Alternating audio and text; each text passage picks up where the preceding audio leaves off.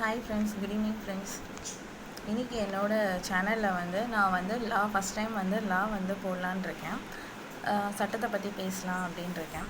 So அது first நான் என்ன லா பற்றி பேச போகிறேன்னு பார்த்தீங்கன்னா, ஐபிசியில் 303 அந்த செக்ஷனை ஸ்ட்ரக் டவுன் பண்ணிடலாம். ஆனால் இப்போ 3 சட்டங்களையும் சேஞ்ச் பண்ணியிருக்காங்க, அமெண்ட்மெண்ட் பண்ணியிருக்காங்க. ஜூலை 1லேருந்து ஃபோர்ஸ்க்கு வந்திருக்கு.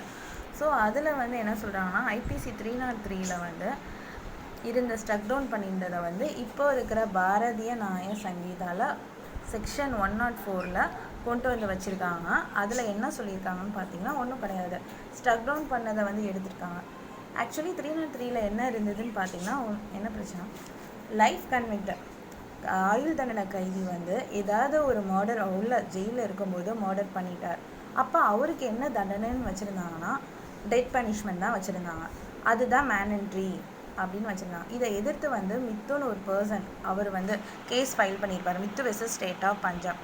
அவர் எப்படி ஆயுள் தண்டனை கைதி உள்ள ஜெயிலில் இருக்கும் போது ஒரு மர்டர் பண்ணிட்டா அவருக்கு டெத் பனிஷ்மெண்ட் தான், அது மட்டும்தான் மேண்டட்ரின்னு சொல்ல முடியும் சொல்கிறீங்களே, அது எப்படி? இது இந்திய அரசியலமைப்பு சட்டத்தில் இல்லை, சரத் ஆர்டிகல் 21 அதே மாதிரி 14 அண்ட் 19 இதுக்கெலாம் எதிராக இருக்குது. ஸோ அப்போ அதனால் இதை ஸ்ட்ரக் டவுன் பண்ணி வச்சுருந்தாங்க. இப்போ என்ன பண்ணிட்டாங்கன்னா, இதில் புதுசாக சட்டம் மாற்றினதில் கொஞ்சம் அவருக்கு லைஃப் கன்விக்ஷன் ஆல்ரெடி அவர் ஆயுள் தண்டனை கைதியாக தான் உள்ளே இருக்காங்க. அவங்க அங்கே ஒரு மர்டர் பண்ணிட்டாங்க. ஸோ அதுக்காக அவருக்கு பனிஷ்மெண்ட் டெத் பனிஷ்மெண்ட் கொடுத்தீங்க.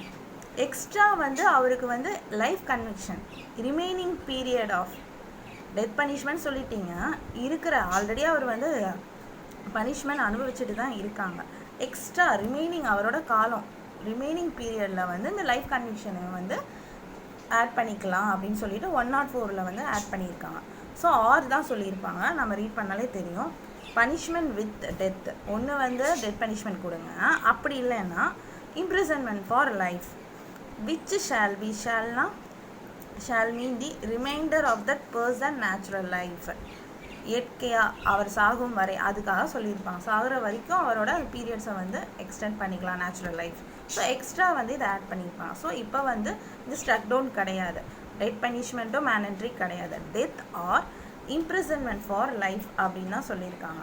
ஸோ இங்கே அன்கான்ஸ்டியூஷனலாக ஆர்டிக்கல் பாதிக்கப்படலை. இதுதான் இன்றைக்கி நம்ம பார்த்துருக்கோம். Thank you friends.